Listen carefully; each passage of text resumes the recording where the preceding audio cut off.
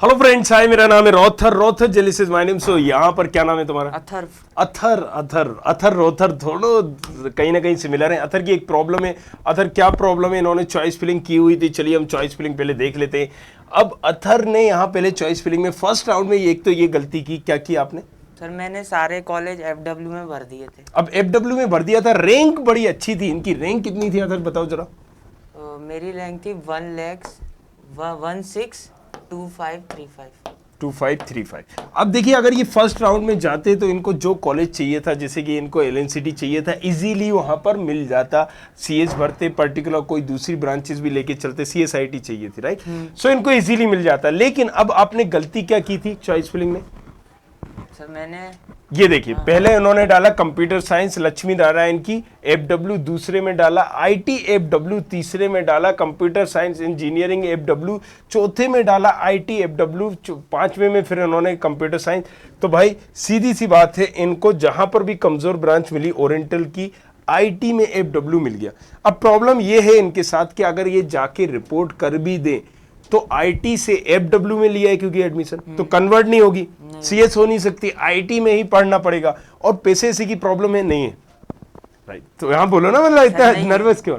जब पैसे की प्रॉब्लम नहीं है तो टीएफडब्ल्यू डालने की जरूरत ही नहीं है। किस कैटेगरी में आते हो? सर जनरल में आते हो। तो अब ये यार एक चीज समझना है। अब देखो, इनको सेकेंड राउंड में जाना इनकी एक मजबूरी हो गया है। क्यों हो गया? क्योंकि ओरिएंटल ये लेना नहीं चाहते आईटी। और जाहिर सी बात है, इस रैंक पर ओरिएंटल आईटी जेके क्या उखाड़ लोगे, राइट? वहां पर 6-6 लाख 4-4 लाख की रैंक में अगर वो मिल रहा है पर्टिकुलर, तो आप इस रैंक पे मैं भी आपको रिकमेंड नहीं करूंगा। तो अब हम इनकी सेकेंड राउंड की चॉइस फिलिंग करेंगे।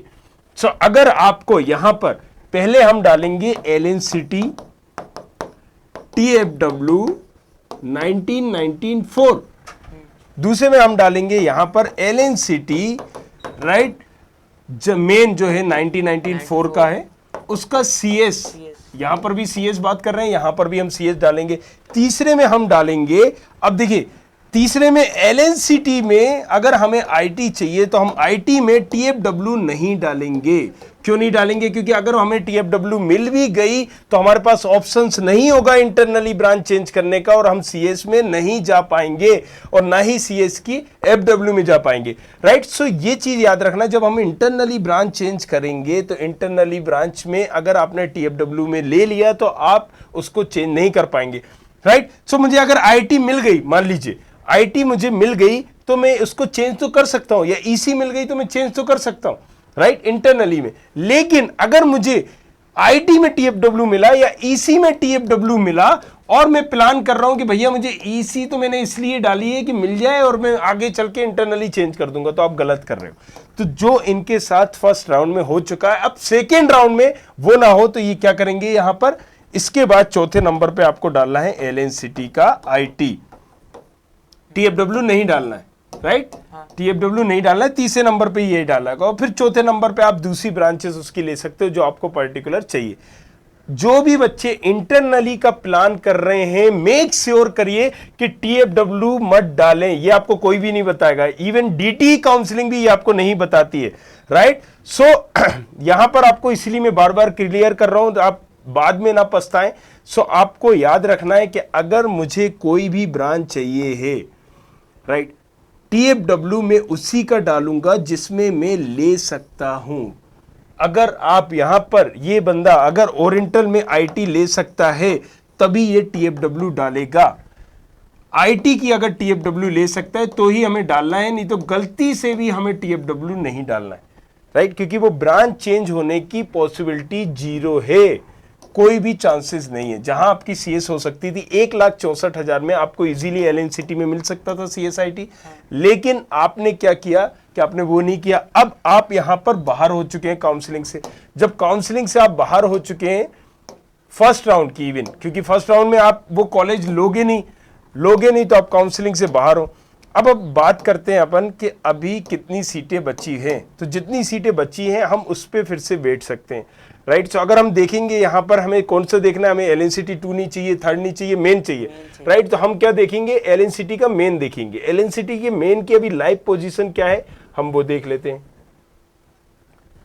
देखिए एलएनसीटी सेकेंड और थर्ड तो आपको ये भी मिल जाएगा, उसकी जरूरत भी नहीं है, कोई सेंस भी नहीं है उसमें। अब अगर हम बात करते हैं यहां पर सीएस डीएस फीएस की, छोड़ दें इनको, इनका भी कोई मतलब नहीं है। अभी बात करेंगे हम 1994 वाले की, राइट। 1994 में अगर हम बात करते हैं आईटी, चलिए देख लेते हैं।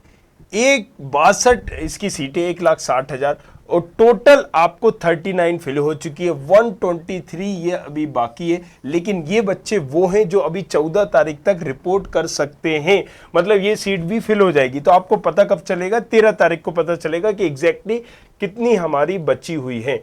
अब हम सीएस की भी एक पोजीशन देख लेते हैं। ये हमारा सीएस रहा, नहीं ये नहीं है, चलिए मेकेट्रॉनिक, आईटी, इलेक्ट्रिकल, ईसी, सीएस, ये है हमारा सीएस।